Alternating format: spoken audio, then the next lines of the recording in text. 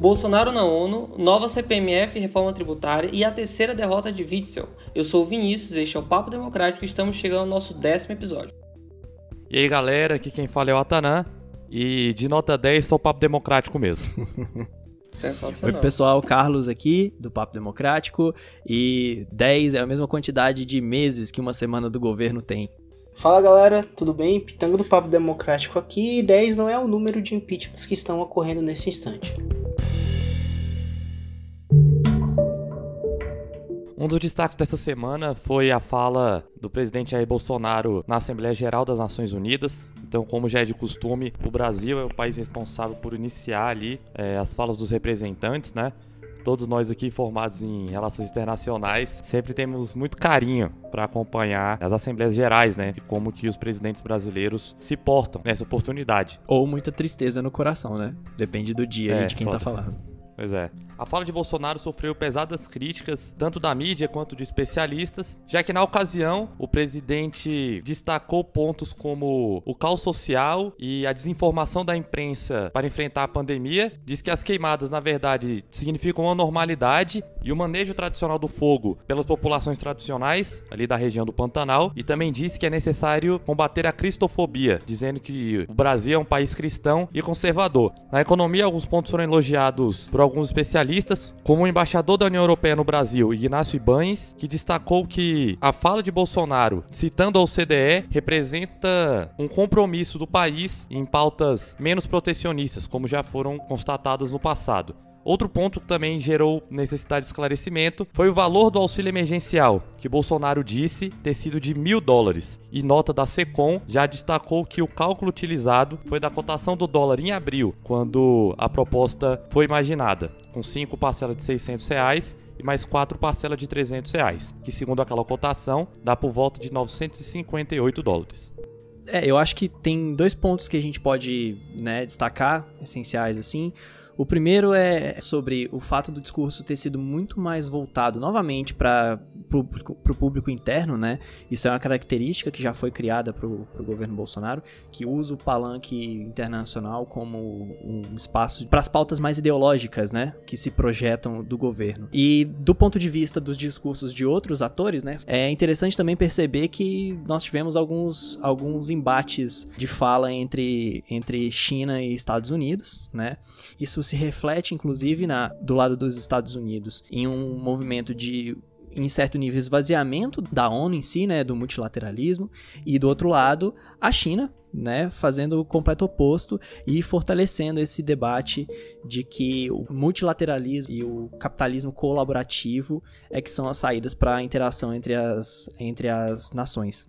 Novamente a gente tem o feito de abrir os discursos da ONU, então o Brasil sempre é o primeiro a falar, mas foi como os pontos aqui já mostraram, um discurso muito apontado para o público interno, em especial aquele público que aparentemente o elegeu em 2018. Creio eu que foi pouco pragmatismo em relação aos dados hoje apresentados pelo presidente durante as Nações Unidas, em especial aos R$600 e todo o arcabouço quantitativo do auxílio emergencial. E eu creio que tudo isso simbolizaram duas coisas. Primeiro, novamente o Brasil tem um discurso um pouco estranho para as outras nações e, por outro lado, se tratando de redes sociais, ambiente onde o presidente já atuou de maneira forte, querendo ou não foi a plataforma de campanha dele, renderam ótimos memes. E eu só faço um adendo, também uma recomendação aos ouvintes: quem quiser escutar algum discurso dentro da ONU, ouçam o Papa. É interessante o discurso do Papa porque, querendo ou não, é um discurso religioso, porém ele tem um tom político, e creio eu ele foi mais pragmático do que o próprio presidente Jair Bolsonaro. Eu tenho só um ponto a comentar rapidinho sobre a citação ao OCDE e os acordos com a União Europeia. Eles também não foram, em certo nível, um choque, né? Para quem tem acompanhado mais o processo de atuação do Ministério da Economia e todas essas pautas que se apresentam como pautas econômicas, essa busca pela entrada na OCDE é um dos poucos itens que aparece constantemente, né? Isso e a melhora do cenário econômico através do ranking Doing Business, né? São aí pontos que são comuns na fala do governo e na verdade, verdade era de se esperar que isso fosse levantado em algum nível. Também vale ressaltar, né, que esse discurso ele teve um papel muito forte, né, dos membros das Forças Armadas que estão vinculados ao governo, em especial o Luiz Eduardo Ramos e o Augusto Heleno, que fizeram parte, né, dessa comitiva que ajudou o Bolsonaro na condução desse momento. Serve até de antagonismo em relação ao ministro das Relações Exteriores, que teve um papel um pouco menos relevante nesse sentido do que teve no ano passado, quando a fala foi mais confrontadora do que nesse ano. Mesmo com a baixa participação do ministro Araújo na construção do discurso, ainda dá para se dizer que é uma fala delirante do presidente Bolsonaro, né? Que encontra pouco eco na realidade e reflete de forma muito equivocada o enfrentamento dos problemas do país pelo governo, seja a pandemia, sejam as queimadas e sejam as prioridades do país mesmo, como um todo. Então, mais uma vez, Bolsonaro utiliza esse instrumento de política internacional, né, o instrumento mais importante para fazer capital político com seus apoiadores e colocar a diplomacia brasileira em um local onde ela nunca esteve antes. Para mim, como internacionalista, chega a ser lamentável.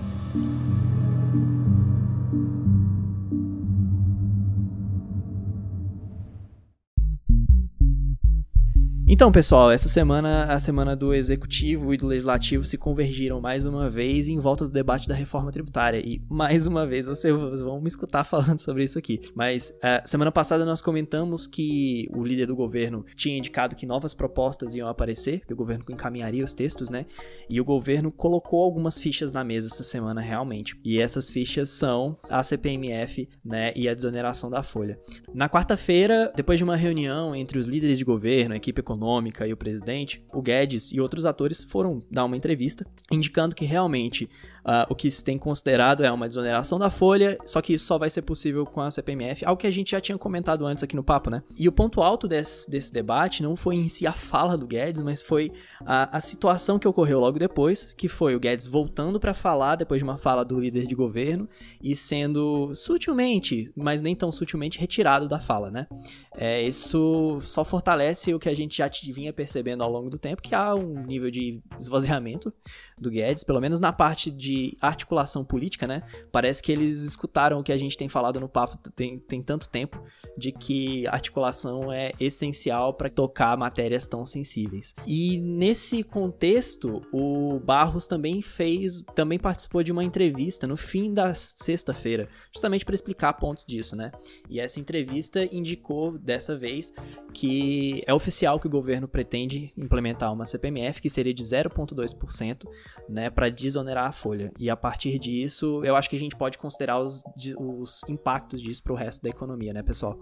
Carlos, essa semana aí, mais uma semana de tributária, né, e seus desdobramentos. Essa notícia de que realmente vai ser viabilizada a criação desse imposto de transações digitais, para alguma parcela do governo, é muito positiva, né, porque ela resolve alguns problemas em termos de orçamento, sim. Em termos de solução política e de ganho de capital político também, né?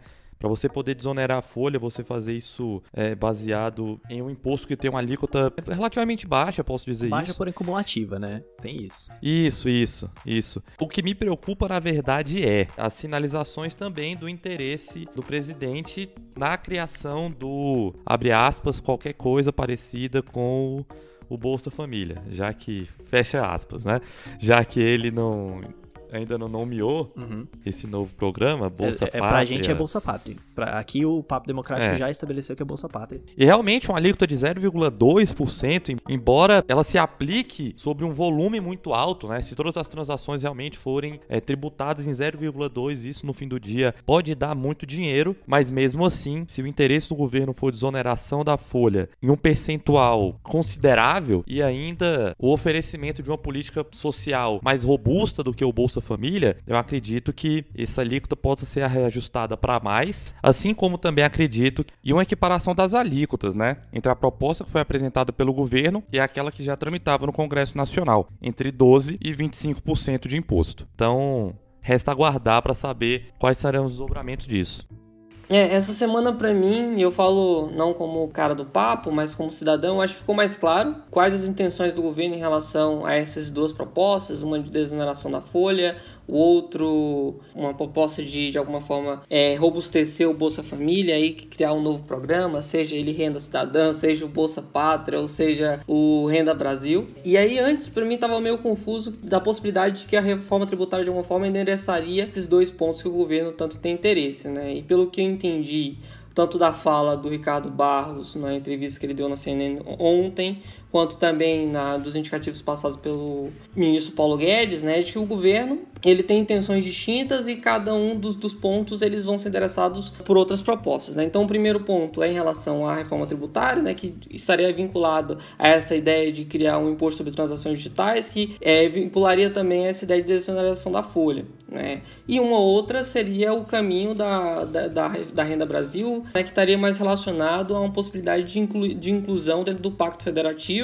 que é uma proposta que está sendo relatada pelo senador Márcio Bittar e que está em tramitação no Senado Federal, né? Então, são dois pontos distintos e o deputado Ricardo Barros até comentou ontem sobre a necessidade de o governo talvez endereçar isso a partir da diminuição de despesas. Não especificou quais e também não há clareza sobre quais serão as despesas que, a partir da proposta do senador Márcio Bittar, elas podem ser remanejadas para que haja mais recursos para que o governo possa ter esse programa. E aí até vale ressaltar, como comentário final, né, que o governo teve a demonstração de que a aprovação dele está em alta, com os 40% demonstrados pelo Ibope, né, e isso traz uma grande responsabilidade sobre o governo para que ele consiga manter essa popularidade alta, em especial entre a classe baixa, que é onde ele tem conseguido maior aprovação recentemente. Eu vou mais ou menos na direção do que o Carlos falou, mas na verdade do que o Carlos gosta, que é analisar as narrativas. Eu particularmente creio que a semana do governo, em termos políticos, trouxe novas sinalizações. Essa é a primeira vez que eu vejo uma sinalização do governo ter algum tipo de organização política com o direcionamento de ação da aprovação das propostas que ele mesmo está fazendo ao Congresso, seja questões de reforma ou seja até mesmo a apresentação de um novo programa social. Temos um nome, que é o líder de governo na Câmara dos Deputados, o deputado Ricardo Barros, do PP, e aí é fundamental entender, e quem não acompanhou, por favor, depois de escutar o nosso episódio, vai lá no canal da CNN no YouTube e assiste o vídeo em que ele comenta, e na minha opinião, não só o comentário dele, como também a retirada um pouquinho amigável do Guedes do discurso mostra um novo bastião, ou até, quem sabe, um novo guia dentro da área política para o governo. Novamente, o governo sinaliza bons números em termos de popularidade tá positiva, mas vale transformar isso em algo também político. E aí Barros pode dar um novo direcionamento ou ser um novo guia dentro da Câmara dos Deputados para organizar o governo e assim, quem sabe, aprovar justamente as propostas que ele tem dentro do Congresso. Nesse contexto eu quero só levantar mais dois últimos pontos que são importantes. O primeiro, de que a sinalização do Barros é que a desoneração vai atingir o salário mínimo, né? Isso é interessante, mas é importante considerar também que setores de serviços que têm apoiado a desoneração, como o setor de TI, tem folhas de pagamento que são bem acima disso e tem defendido uma desoneração completa da folha para considerar uma CPMF. Então, se a gente considerar que a Vanessa Canado, que é a secretária especial, já disse que para desonerar completamente a folha de pagamento seria necessário aí uns 300 bilhões, é bem possível que a gente veja o que a Tanan disse de ter um aumento dessa alíquota de CPMF. E o segundo ponto, que foi ventilado também essa semana, é que por trás, pelos bastidores, há negociação com o Maia para que ele deixe de impedir o debate, para que a CPMF possa ser considerada como uma emenda a uma das propostas que é a PEC 45, né? Então fica aí um dos pontos que nós temos que manter para a semana que vem, ver qual a capacidade de articulação do governo para conseguir ou não o destravamento da CPMF na Câmara. Para essa semana, o ponto alto em estados e municípios novamente retorna ao Rio de Janeiro. E se na semana passada o governador e a vice-governadora de Santa Catarina tiveram sua admissibilidade, isso é, tiveram seu prosseguimento do processo de impeachment se encerrando no plenário da Alesc, essa semana o Witzel sofreu sua terceira derrota consecutiva e unânime perante aos políticos da Alerj. Para quem não sabe, todas as votações do processo de impeachment do governador Wilson Witzel acabaram resultando sempre em decisões unânimes, com quase todos os deputados, com exceção do presidente que só vota em caso de desempate, votando sim pela continuidade do processo de impeachment. Então, na quarta-feira, com quase 9 horas de sessão, Witzel entrou cerca de 1 hora para se defender das acusações dos deputados que o faziam durante todo o processo. Então, Witzel transcendeu tanto de um discurso agressivo contra os deputados, também os responsabilizando pelos resultados negativos da pandemia, quando também se colocou em um papel de vítima, principalmente pelo ponto em que a sua defesa não conseguiu ter amplo espaço de atuação, seja contra o parlamento, seja também perante a justiça, que por uma decisão monocrática afastou por 180 dias o governador. Dessa forma, com a aprovação no plenário da Alerj, Witzel passa para o próximo passo, que é a decisão no âmbito judiciário. Lembrando que vale destacar do seu discurso que, em um tom de despedida e apostando todas as suas fichas em uma decisão por parte do Poder Judiciário, isso é, o STJ, o Tribunal Misto, que será formado logo na semana que vem, Witzel, um juiz de carreira, enaltecendo seu doutorado, confia cegamente ou até mesmo coloca todas as suas fichas à aposta para que a sua absolvição se dê em âmbito jurídico, já que o político é uma falha. Eu acho que essa semana ela foi de alguma forma histórica, né, Pitanga? Você que tem acompanhado e tem apresentado pra gente muito bem sobre como está acontecendo esse processo de impeachment Brasil afora, né? Porque foi o primeiro no qual teve o desfecho do afastamento, né? Da confirmação do afastamento de um governador. Isso é histórico justamente porque é um tipo de evento que aconteceu pouco na história política brasileira, na história política democrática brasileira recente. E aí até vale também trazer um ponto, né, de que o Atanan falou em episódios anteriores, né, e até cantou a pedra de que o impeachment de 2016 da ex-presidente Dilma Rousseff foi uma ferida exposta, né, na nossa democracia, tendo em vista que abriu também essa possibilidade e até mostrou como configurar, né, o sistema político para conseguir expurgar um governante do executivo que tenha tido dificuldades em termos econômicos ou também de popularidade entre os pares no legislativo ou na sociedade em geral, né? E aí eu acho que vale outro ponto ressaltar, né, sobre o DF do processo de impeachment, né, é a posição do vice-governador e atual governador em exercício do Rio de Janeiro, né, de que ele tem feito várias negociações, né, com os deputados estaduais, em especial a bancada da Bala e a bancada da Bíblia, que são bancadas muito expressivas dentro da Alerj. E também hoje, né, no caso sábado, que é quando a gente grava, né, saiu uma reportagem do jornal O Globo mostrando trechos do depoimento do ex-secretário de Saúde na sua delação, né, no qual ele mostra que o governador em exercício também tinha envolvimento no esquema fraudulento, né, que levou ao impeachment do governador afastado Wilson Witzel. Então acho que vale também deixar isso no radar para ver quais serão as repercussões no futuro. De certo modo, Vini, a gente tem que continuar observando o Rio de Janeiro por esses fatos que você levantou. Cláudio Castro, que é o governador em exercício, ele tem feito as suas ações e seus balões de ensaio, lembrando que desde a época, no início do processo de impeachment, ele já demonstrou uma certa sinalização e uma aproximação, tanto ao governo federal, quanto também aos deputados da Alerj. Essa semana ele já indicou um novo secretário da Casa Civil, que é o Nicolas. Ele é advogado, mestre em Direito e também já atuou no Banco do Nordeste, sendo desde 2001 um funcionário de carreira. Já por parte do Wilson Witzel, o que a gente espera é a formação do Tribunal Misto, que será composto metade por deputados e metade por desembargadores do TJ do Rio de Janeiro. E aí, quem sabe, vai também ser deliberado em duas partes: o afastamento oficial do governador e depois se ele realmente será destituído do cargo.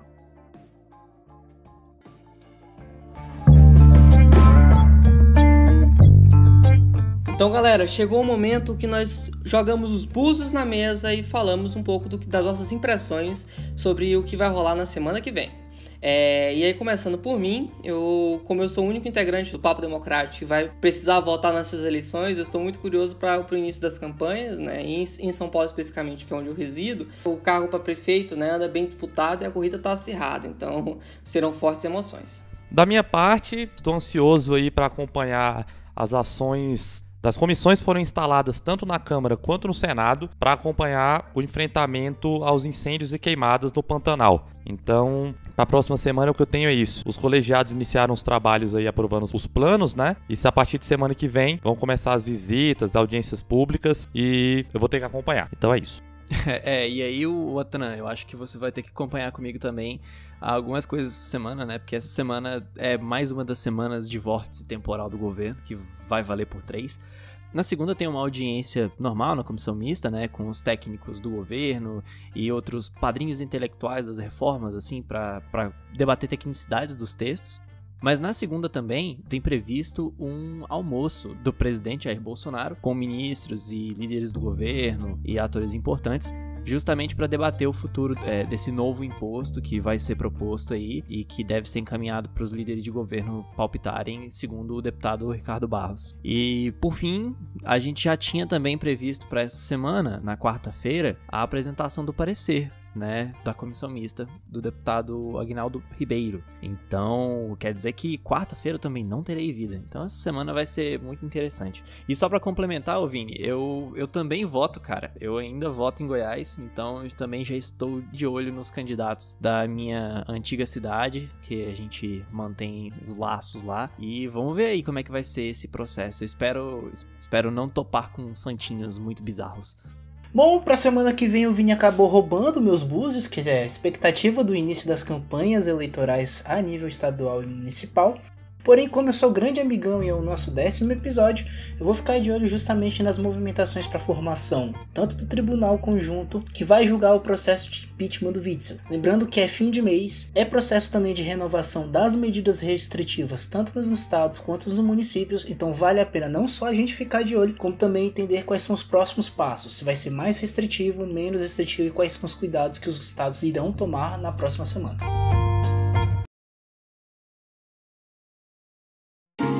Pessoal, estamos chegando ao fim do nosso 10º episódio e começa uma data especial pra gente.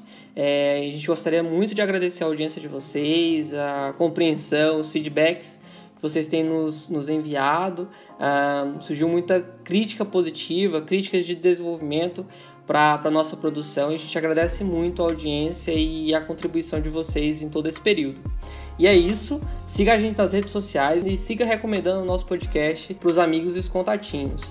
Toda semana a gente faz um esforço de publicar conteúdos especiais no nosso Instagram e no nosso Twitter, então confere lá. Muito obrigado por ter escutado esse 10º episódio. O meu último agradecimento é a nossa coordenadora de comunicação, Beatriz Queiroz, e a designer Bruno Schiavocello, que tem contribuído muito na produção dos nossos episódios. É isso, galera. Até a próxima. Valeu, falou! Valeu, galera. Um abraço! Vírgula sonora, só pra não perder. Vírgula sonora! A piada.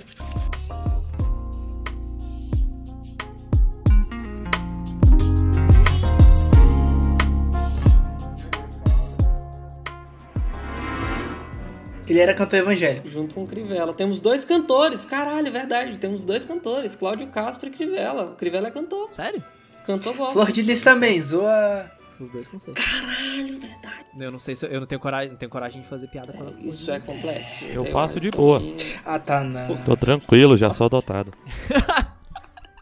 Já sou adotado, tô tranquilaço. É aquele... Genera.